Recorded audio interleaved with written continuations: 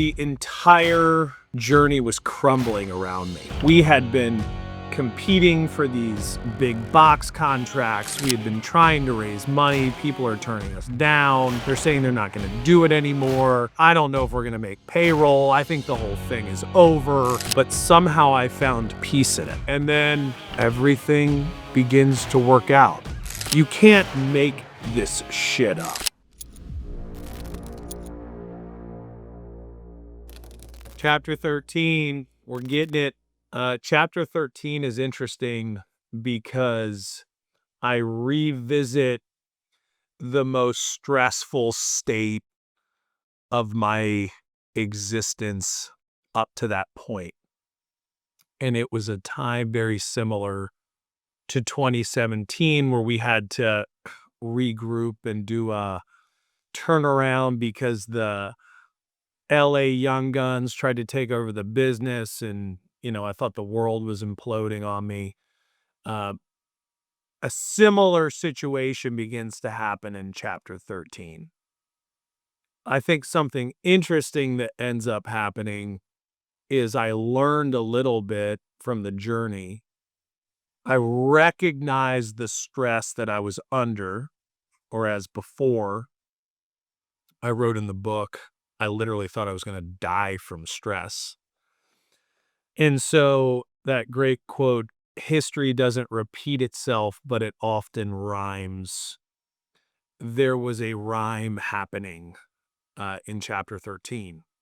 And so what I did, because everything was in flux and everything was crashing down around me, I wrote myself a promise and I signed it. And here it is. I still have it. It's in one of my journals. I put it in the book. It seems like everything has reached its breaking point. It feels like every decision we make is going to be something big, and then it never is. And each failure leaves you feeling like you are moving backward instead of growing from the pain. I need to give the company an update on where we are going and how things are progressing tomorrow. Do I still know? What if there's only right this second, this moment? What if all I am is resolve, resilience, perseverance, grit, endurance? The true test of a man's character is not where he stands in moments of comfort and convenience, but where he stands at times of challenge and controversy. How am I handling that test? Where are things going to go from here? I don't know, but all I have is right now. All I have is this moment. What do I need to do right this second to pass the test? You get what you deserve. You are where you are meant to be. I will stand strong and press on. I will do what needs to be done. I will be the living embodiment of that quote and pass the test. I will lead by example. I will put faith into the journey. I will not waver. I will be the husband Genevieve needs me to be, the father my children deserve, the brother I know that I can be, the son my parents knew I would be, the leader I set out to be so long ago. God, give me the tools and the capacity for greatness. Give me the ability to be the man I set out to be as a young boy and the man we've all been waiting for. Allow me to accomplish my dreams and live up to my promises. Protect my family, our health, love, happiness in this journey. Give me strength. And I signed that. I wrote that at night because I was so stressed I couldn't sleep. And I signed it. And then the next morning I woke up in peace. Total peace. And I write in the book, I don't know why or how, but I do now. It was God blessing the journey. And it was interesting because the entire journey was crumbling around me. But somehow I found peace in it. And then in finding peace, we ended up having multiple miracles happen all on the same day. I mean, you can't make this shit up. But we had been competing for these big box contracts. We had been trying to raise money. People are turning us down. They're saying they're not going to do it anymore. I don't know if we're going to make payroll. I think the whole thing is over. And then everything begins to work out, or at least I think that it does. But it was this magnificent glimpse into prayer, manifestation, the universe, miracles. I don't know what you want to call it.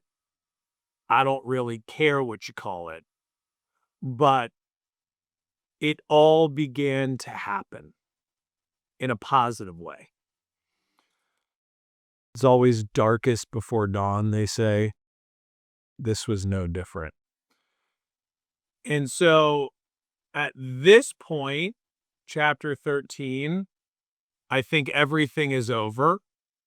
And then it actually starts to become the most promising moment in Tessie Mae's history.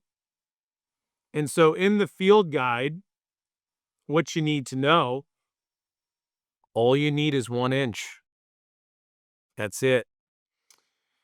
And we stayed the course, and we fought the fight, and we kept grinding, even though it looked like everything was going against us and nothing was going to work. And that is why I love the organizational system I built for my journal, which is the most important goal for the year, critical and urgent activities toward that goal, beneficial and important towards that goal, the timeline, the notes, the fuel, and why you're doing it, all in an open book for you to carry at all times to see what needs to be done today so that you're still on track for your 1-year goal and your 5-year goal, etc. You can find that 1 inch in clarity. You can fight for that 1 inch when you know what you're fighting for, and that effort has a larger purpose. That is why that organizational system is so important. And I've never found one that's better. I've tried them all. I've watched every video on it. I bought every journal on it. Everybody's got something nice, maybe even something to add to the system, but this is tried and true. And you'll get your 1 inch and your clarity and your peace and your focus. And when you're in the shit, that is what you need. You need forward progress and you need 1 inch.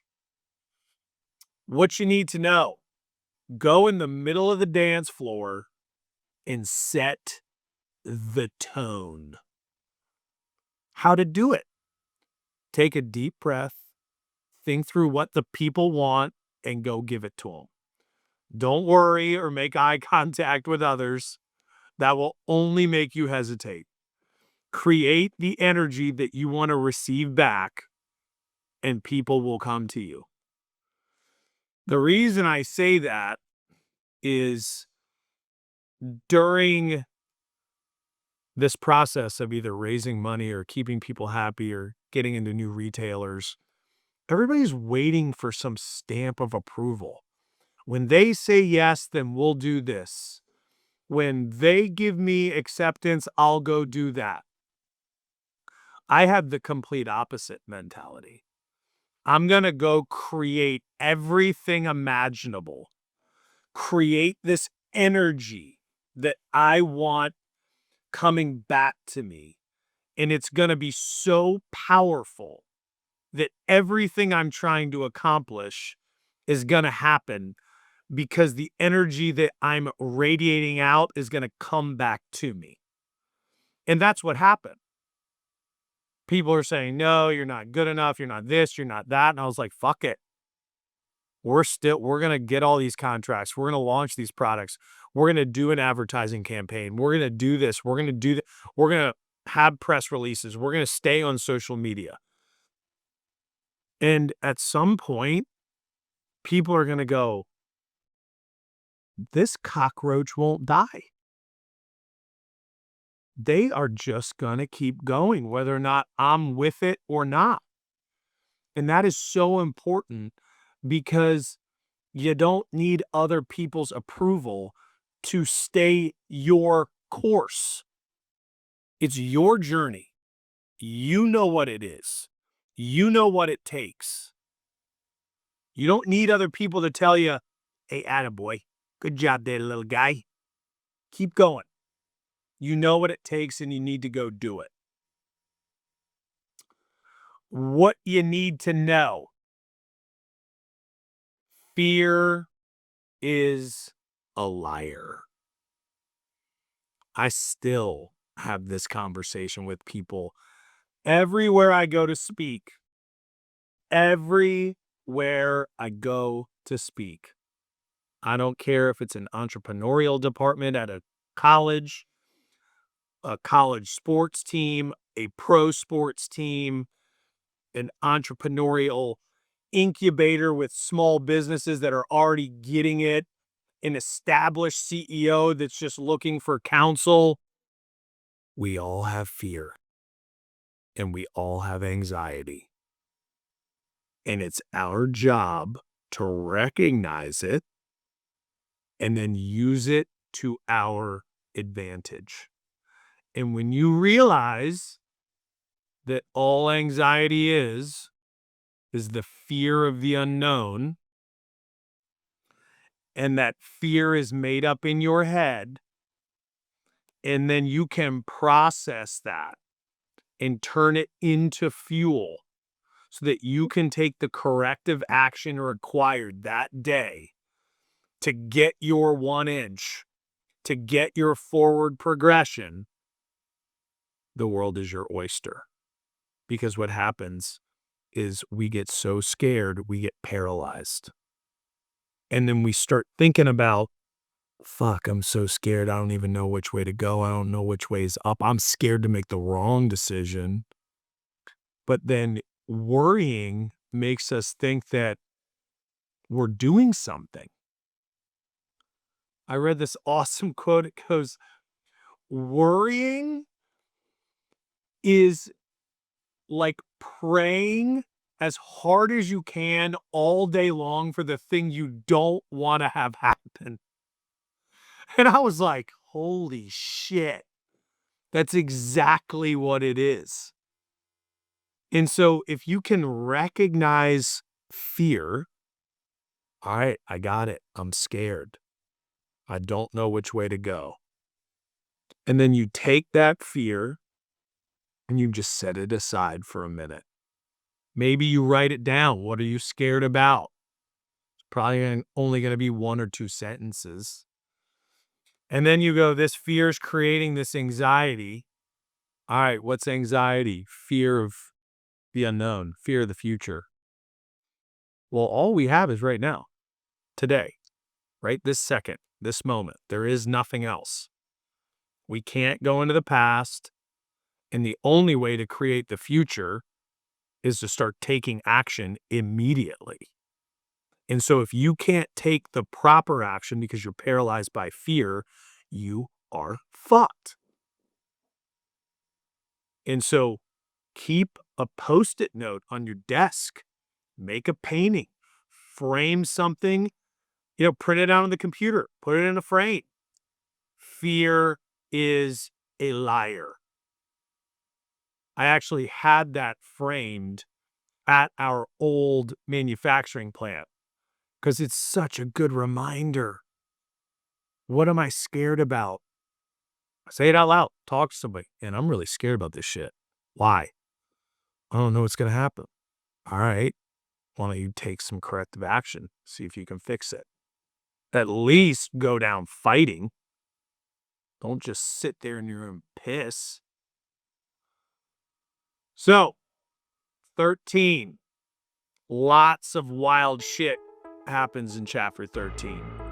We get some miracles, we get some lowest points, we get some good learning lessons, and it also is setting up what's going to be happening in the next couple chapters, which maybe it's not going to be so great, but you're going to hear about it next.